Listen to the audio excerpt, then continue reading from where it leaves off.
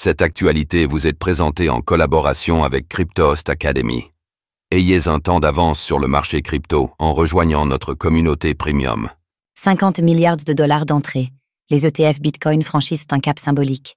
Alors que les ETF Bitcoin américains connaissent une adoption croissante, ceux-ci ont dépassé les 50 milliards d'entrées nettes cumulées. Lumière sur cette performance marquante en seulement 1 an et demi d'existence.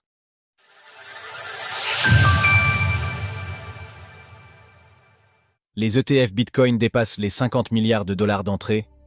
Depuis leur lancement en janvier 2024, les ETF Bitcoin Spot américains ont rencontré un franc succès auprès des investisseurs institutionnels.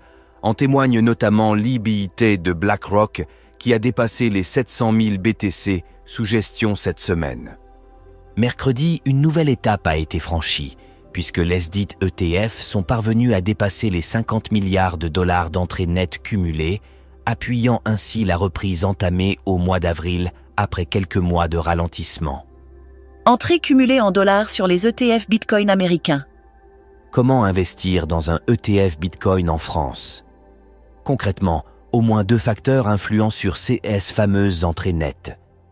Bien évidemment, il y a la balance journalière entre les achats et les ventes, qui peut être négative, neutre ou positive. Mais il y a également l'évolution du cours du BTC.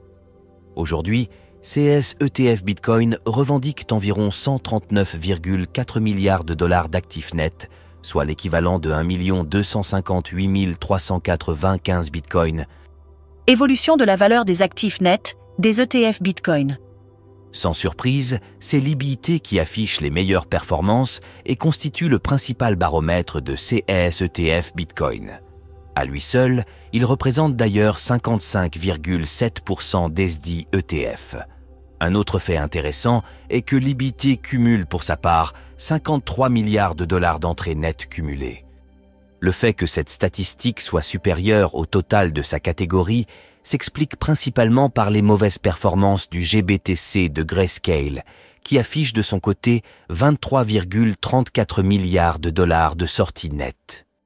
Pour comprendre cette déconvenue, il faut rappeler qu'avant d'être un ETF, le GBTC était un fonds non coté et jouait alors un rôle de référence en la matière au niveau institutionnel.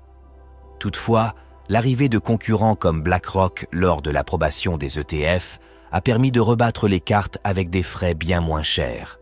En l'occurrence, 1,5% contre 0,25%. En parallèle de l'écriture de ces lignes, le Bitcoin s'échange à 111 000 $, en hausse de 2% sur 24 heures. Source: SoSoValue.